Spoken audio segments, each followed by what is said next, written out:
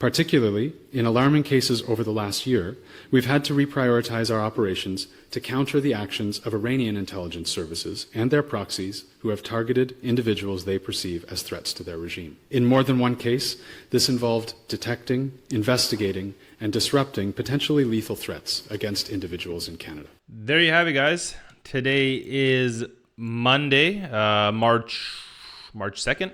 My name is Miloš Krajčnik. This is Canuck News. Yeah, you guys guessed it. The Ayatollah is dead. He was killed by U.S. and Israeli airstrikes on Saturday. Very surgical, if you will. But what we have now is thousands of Iranian-Canadians flooding the streets, celebrating. Sunday morning, one of the rally's organizers, Jim, had 17 bullets shot through their windows. The Iranian diaspora is cheering the U.S. for killing a dictator, but they're celebrating the same Western powers that installed that same dictatorship 46 years ago, which is hilarious. The irony is insane. They're celebrating the same powers that have been toppling Iranian governments for over 100 years, guys. I don't know what to say.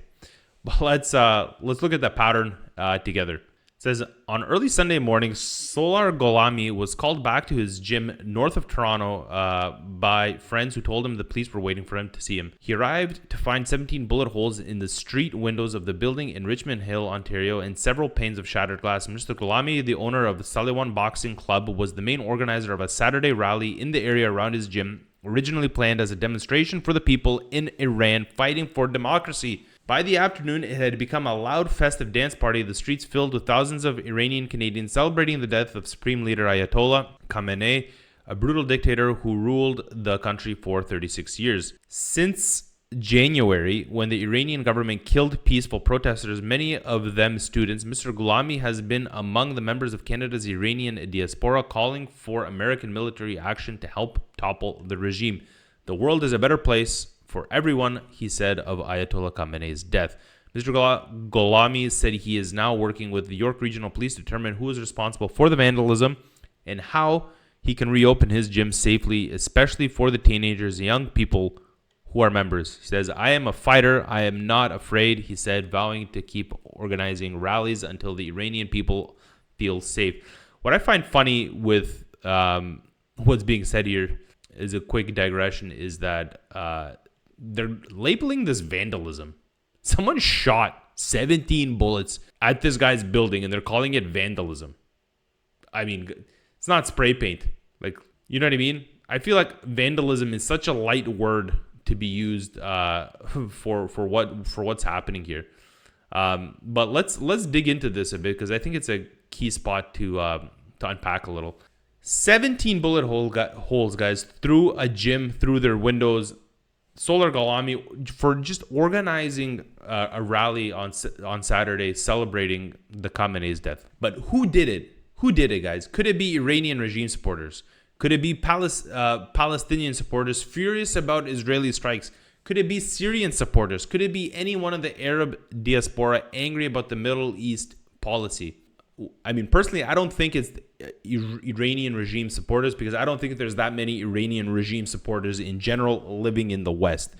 Most Persians, Iranians that I know, and I know quite a bit of them, left Iran because of the fall of the Shah. And they wanted to continue living under like a Western democratic rule. They wanted to have those freedoms of speech that they had during the Shah. That's why they left. They didn't want to live under fundamentalism that came with the Ayatollah. It's a theocracy. It's an Islamist theocracy. And so why it might be, Palestinian supporters or Syrian supporters, or because all of these groupings were proxies of the Ayatollah regime. Hamas, Hezbollah, the Yemenis, Bashar al-Assad was a stark ally of the Iranian regime. So everybody that kind of worked with the Iranians would not be happy that the Ayatollah collapsed, right? But what's key here is that you can't now celebrate a geopolitical development in Canada without someone actually retaliating with violence. It's crazy. Canadian streets are now the battlefield for conflicts that have nothing to do with us. It's insane. So the US bombs Iran, Iranian Canadians celebrate, someone shoots at them. This is what happens when Canada becomes the arena for everyone else's war. As the news broke, thousands of people from the country's Iranian communities took to the streets in cities such as Vancouver, Calgary, Toronto, and Montreal, in some cases turning planned anti-government protests into celebrations. Many, such as Mr. Ghlami, praised the U.S. President Donald Trump's decision to bomb Iran, seeing it as a necessary reaction to remove an oppressive and violent dictator. Unfortunately, some bombs will get people too, but we don't have any other choice. Others continued to condemn the bombings by the U.S. and Israel as foreign intervention that risks innocent civilians and will likely further destabilize the region. They are killing women and children, and it is breaking my heart, said Mona Ghassemi, president of the Iranian-Canadian Congress. Forcing change in Iran, she said, especially by a self-interested Western power, will likely lead to more upheaval and civilian deaths. It is short-sighted to be celebrating. Some fervently support Reza Pahlavi, the Western-educated eldest son of the deposed Shah, who has been living in exile since 1980. Others are just as fierce in their opposition to any semblance of a monarchy. So, and I think this is a great place to stop and kind of like unpack what's been going on in Iran. Iran's been subject for literally since the 1950s to systematic regime change by the West, by Western intelligence services like the CIA, MI6, Mossad, to push governments that are going to be more aligned with the West.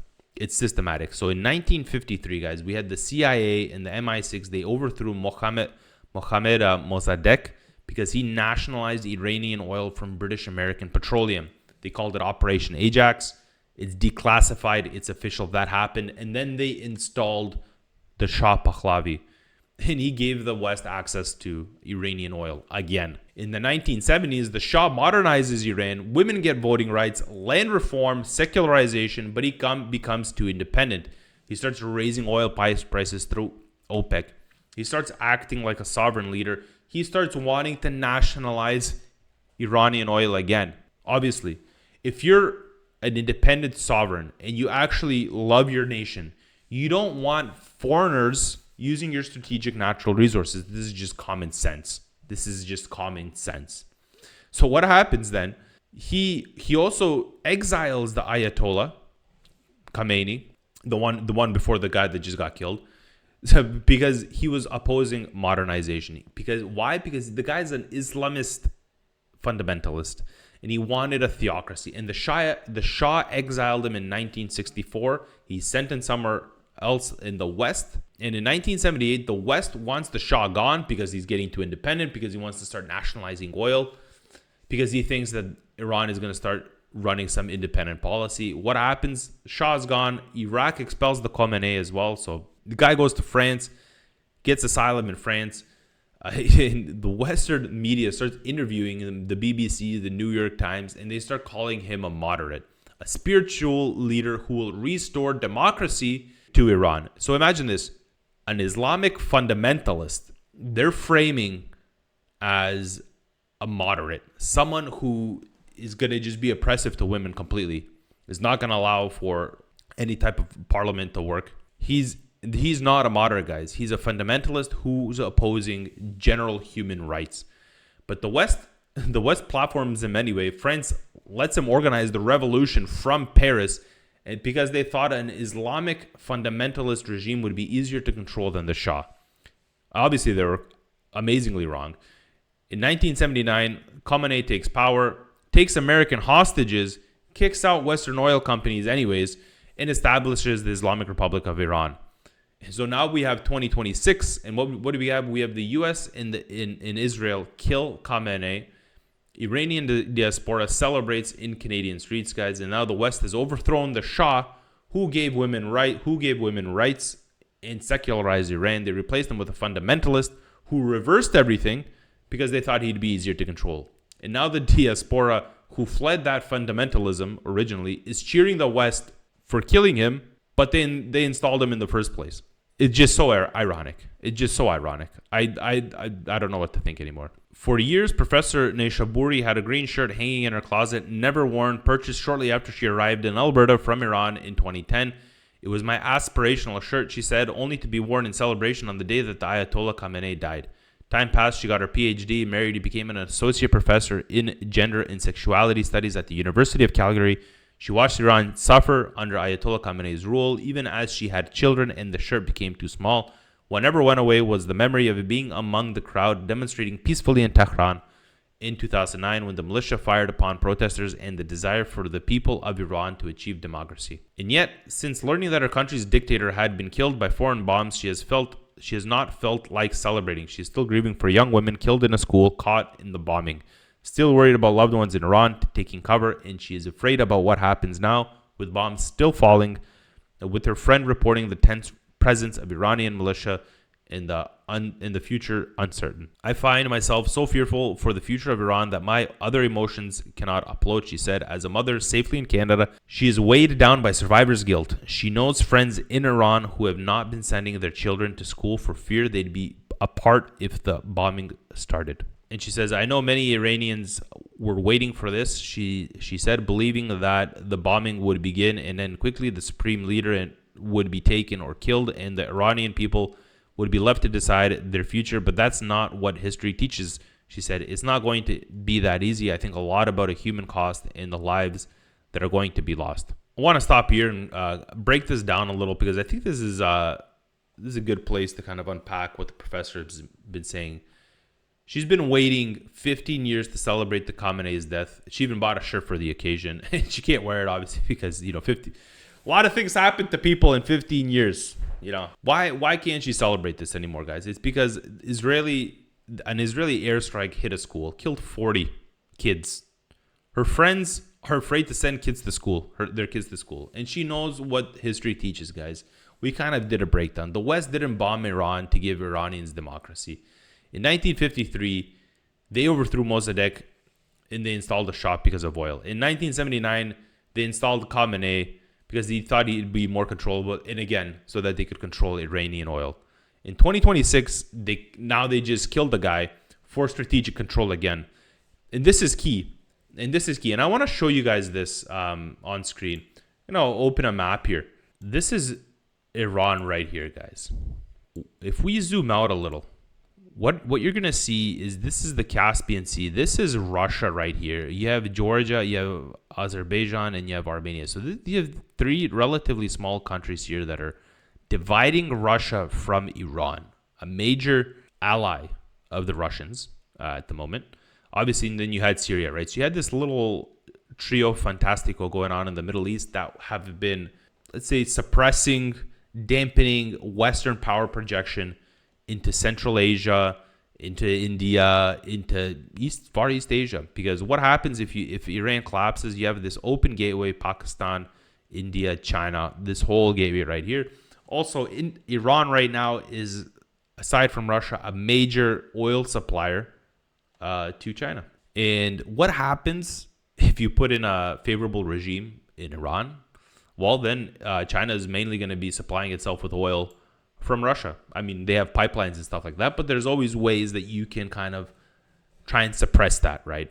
So Iran is a major key strategic choke point right now that's really holding up Western power projection into that part of the world. So this is not, guys, about giving democracy to Iranians.